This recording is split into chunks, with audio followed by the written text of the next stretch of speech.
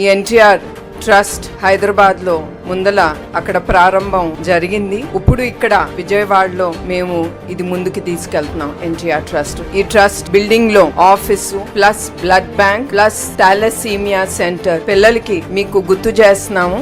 మా NTR trust we work the talk, అంటే మేము ఏది మాట్లాడతామో అది మేము చేసి చూపిస్తాం. మీరు ఎప్పుడు అనుకునుండరు మేము ఇన్ని కార్యక్రమాలు చేస్తున్నామని. అందుకే ప్రజల కోసం వాళ్ళకి తెలియాలి మా ట్రస్ట్ ఎన్నెన్ని సేవా కార్యక్రమాలు తీసుకెళ్తున్నాము. అదే కాకుండా మొన్న NTR memorial trust euphoria musical night మేము ముందుకి తీసుకెళ్ళామంటే అది థాలసీమియా పిల్లల కోసం స్పెషల్ గా ఆ ప్రోగ్రామ్ అనేది మేము ముందుకు తీసుకెళ్ళాం. మేము ఏది చెప్తామో అది చేస్తాము.